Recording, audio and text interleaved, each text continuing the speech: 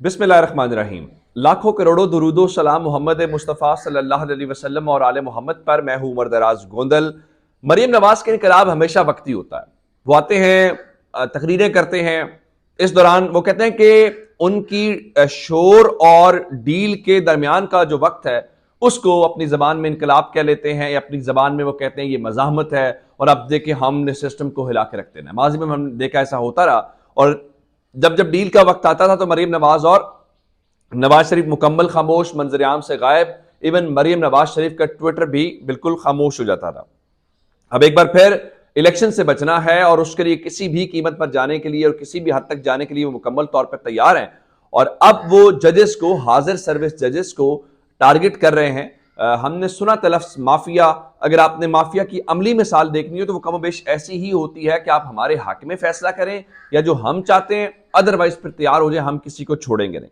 अब मरीम नवाज ने ये तो कर लिया, और उसके बाद कल चीफ जस्टिस साहब के सामने ये मामला उठाया भी गया कि ये मरियम बीबी ये कर रही हैं।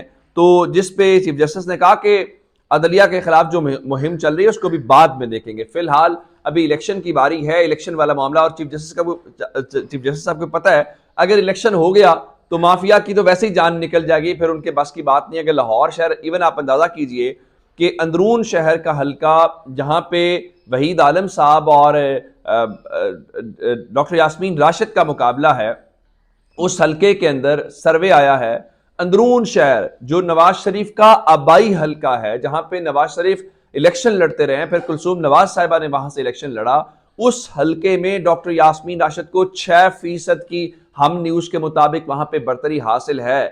जिसका मतलब है अगर अंदरून शहर के अंदर भी नून लीग का जोर टूट गया तो फिर पढ़ समझ लीजिए कि मुस्लिम लीग का जुनून इन्ना लिल्लाहि व इन्ना इलैहि राजिऊन। बिल्कुल वही वाली बात। अब आते हैं मरीम नवाज वाले मामले की तरफ। देखें, जब भी कोई स्ट्रेटजी होती है ना तो उसमें सीनियर लीडरशिप का रोल बड़ा इंपॉर्टेंट होता है, क्योंकि सिर्फ जलसे में तकरीर नहीं करनी होती बल्कि अवाम में भी लेके जाना होता है, उसको डिफेंड भी करना होता है और फिर उसका अगले मराहल भी होते हैं, जवाब भी देना होता है। और जब आपकी सीनियर पार्टी लीडरशिप आपके बयानिए का बोझ ना उठाए तो फिर मान लीजिए कि आपके बयानिए में जान नहीं है और आपने बिल्कुल अपनी, और उसकी वजह यह है वो ये समझते हैं कि मुल्क के लिए ये इस किस्म की चीजें नहीं की जा रही, बल्कि शरीफ खानदान अपनी जाती अना और जाती मफाद के लिए कुछ ऐसी चीजें कर रहा है। अब दो चीजें हुई, एक इलेक्शन का मामला है और दूसरा जो जजेस के बात की गई है। मरीम नवाज को इन दोनों बातों के ऊपर सीनियर लीडरशिप से मामला हुआ। इवन फवाद चौधरी साहब ने चंद रोज पहले कहा था कि जो संजीदा लोग हैं और जो मुस्लिम लीग नून की सीनियर लीडरशिप है वो मरीम नवाज से फासला कर रही है, क्योंकि उनका ख्याल है कि मरीम नवाज कोई संजीदा सियासत नहीं कर रही, बस हर वक्त अजीबो गरीब से उनके मामलात होते हैं, अजीबो गरीब वो गुफ्तगू कर रही होती है। दूसरे नंबर के ऊपर अब आ जाते हैं कि सीनियर लीडरशिप क्या कह रही है। एक तो रात को शायद खान अब्बासी साहब ने इंटरव्यू दिया है और उन्होंने ये कहा है कि अदलिया के खिलाफ बात नहीं करनी चाहिए। अब ऐसे ही कह सकते हैं, और वो ये तो नहीं कह सकते कि मरियम बीबी ने वो बड़ा ही गलत कर दिया है, जजेस के नाम लेने की मरियम नवाज को जरूरत कैसे हुई, क्योंकि ठीक है आप पाकिस्तान की सियासत के अंदर रहते हुए कुछ ग्राउंड रियलिटीज हैं, आप इख्तलाफ राय कर सकते हैं लेकिन एक तरीके से कर सकते हैं, वरना सियासत पाकिस्तान में कहां करनी है। इतनी जमहूरियत तो पाकिस्तान की सियासी जमातों के अंदर अभी आई नहीं है कि आप उठें और आप कल प्रेस कॉन्फ्रेंस करें कि जी मैं आज जवाब तलबी कर रहा हूं फलां शख्स से कि आपने कैसे बात कर दी। वो तो अभी हो नहीं सकता। दूसरा, उन्होंने ये कहा है कि जो इलेक्शन की डेट के हवाले से है कि जनाब वो इलेक्शन की तारीख बढ़ाने के हामी नहीं है, यहां पे भी उन्होंने इख्तलाफ दे दिया। दूसरी जानिब कल चौधरी निसार कह रहे थे कि इलेक्शन इसी साल होंगे, महीना आगे पीछे जरूर हो सकते हैं लेकिन इलेक्शन होंगे। अब इलेक्शन वाली बात छिड़ी है तो जो आइन कानून है वो तो कहता है इलेक्शन होने हैं, लेकिन जो ताकतवर हैं, जो कानून को भी समझते हैं कोई इतना बड़ा मसला नहीं है, वो कम से कम ये कह रहे हैं कि हम इलेक्शन नहीं होने देंगे। हम सबको बहुत अच्छे से पता है। अब अंदाजा इस बात से कर लीजिए कि जो गवर्नर खैबर पख्तूनख्वा हैं, ये उनकी आईनी जिम्मेदारी है इलेक्शन की तारीख देना। चले पंजाब में तो आप ये कहते हैं ना कि आपने समरी के ऊपर दस्तखत नहीं किए तो असम्बली खुद से डिसॉल्व हो गई तो मैं आईनी तौर पर उसका पाबंद नहीं हूं और मेरा उससे कोई ताल्लुक नहीं है। खैबर पख्तूनख्वा के अंदर गवर्नर साहब ने दस्तखत किए हैं और उनके दस्तखतों के साथ असेंबली डिसॉल्व हुई है, उसके बावजूद वो इलेक्शन की डेट क्यों नहीं दे रहे, जरा अंदाजा कीजिए। वो कहता है जी इलेक्शन की तारीख देकर रियासत को मुश्किलात में नहीं डाल सकता। ये पहली बार ऐसा हुआ है कि लोगों को हक के राय दही देने से रियासत जो है वो खतरे में पड़ जाती है। रियासत लोगों से होती है, रियासत दीवारों से नहीं होती, रियासत जमीनों समंदरों से नहीं होती, रियासत जहाजों से नहीं होती, रियासत बंदूकों से नहीं होती, रियासत किताबों से नहीं होती, रियासत मटीरियल से नहीं होती, रियासत लोग होते हैं। जो हमने सुना था, आजकल तो खैर वो खुद इसके खिलाफ वजाहत दे रहे जी, ताकत का सरचश्मा अवाम वाले पाकिस्तान पीपल्स पार्टी। तो उन्होंने कहा जी मेरी कोशिश है तमाम जमातों के एक मेज पर बिठा सकूं। अब भाई आपका ये काम है नहीं है, आप इस चक्कर में क्यों पड़े हुए? आपका काम इलेक्शन की तारीख देना है, इलेक्शन की तारीख दें और इलेक्शन कमीशन इलेक्शन कराए, जो आप लोगों की जिम्मेदारी है। आप उन चक्करों में पड़े जो आपका लेना देना ही नहीं है। और दूसरी जानिब अंदाजा ये कीजिए कि आज सुबह सवेरे उन्होंने एक ट्वीट किया इसहाक डार ने, अल्हम्दुलिल्लाह, जिसमें वो $700 मिलियन मिलने की खबर दे रहे थे चीन से कि $70 करोड़ पाकिस्तान को मौसूल हो गए हैं। मेरा ख्याल है दुनिया जहान के अंदर कर्ज मिलने के ऊपर दुनिया इस तरह ही अल्हम्दुलिल्लाह कहती है, जो इसहाक डार साहब कह रहे थे। दूसरी जानिब शहबाज शरीफ कह रहे हैं जी IMF से 8 से 10 दिन में मामला तय हो जाएंगे। हमारा एक दोस्त मुल्क है, वो इस इंतजार में है कि कब हमारे मामला तय हों और उसके बाद जो है हम आपकी मदद करें। चलिए, आपने फेरे तो बड़े लगाए, इतनी बड़ी काबीना भी लेके गए, अगर अब भी वो इस चीज़ के इंतजार में तो ये भी देख लेते हैं। दूसरी जानिब नैब के चेयरमैन को तैनात कर दिया गया है। जाहिर शाह जो डिप्टी चेयरमैन नैब के तौर पे काम कर रहे थे बड़े अरसे से, वो चेयरमैन के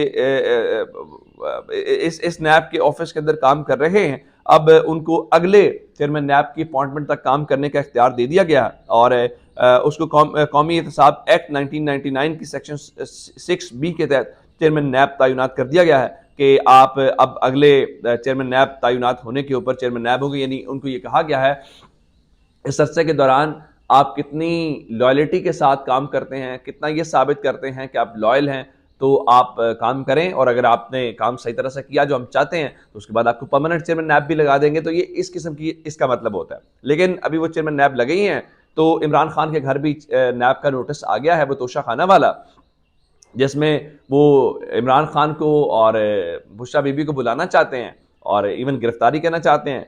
तो खबर ये है कि इमरान खान के घर के अंदर जो उनके भांजे हैं हसान न्याजी, उन्होंने ये नोटिस वसूल कर लिया है नैब की टीम ने का, जिसका मतलब ये है कि अब इमरान खान को पेश होना पड़ेगा। पेश नहीं होंगे तो फिर नैब, जारी बात है, आप पता ही है क्या कुछ करते हैं, वो अलग बात है। दूसरी जानिब आज एक और तफसीली फैसला आ गया है और बैंकिंग कोर्ट की जो जज हैं उन्होंने हाई कोर्ट फैसले की रोशनी में इमरान खान को 28 फरवरी को अदालत में पेश होने का हुक्म दे दिया है। रुखशंदा शाहीन साहिबा जो हैं, अब इसका मतलब ये है कि आज 25 तारीख है, आज से 3 दिन के बाद एक और तमाशा हम इस्लामाबाद के अंदर देखेंगे और वो तमाशा ये होगा जी इमरान खान पेश हो रहे हैं, इमरान खान पेश नहीं हो रहे, जी इमरान खान पेश नहीं हो रहे तो नाकाबिल ज़मानत वारंट गिरफ्तारी, पेश हो गए तो जी ठीक है जी आप वापस चले जाए, तो वो एक अजीब सी हाइप क्रिएट की जाएगी। चलिए वो भी देख लेते हैं। दूसरी जानिब मैंने आपको शुरू में कहा था कि कुछ ताकतवर हैं, वो कहते हैं जी हम कानून से ऊपर हैं, आइन से ऊपर हैं, ये आइन कानून हम इन चीज़ों को नहीं मानते। CCPO गुलाम महमूद डोगर को सुप्रीम कोर्ट ने बहाल किया, उसके बाद विफाक ने जो उसकी मअतली का नोटिफिकेशन है वो वापस लिया और उसके बाद उसकी सर्विसेज पंजाब को दी गई।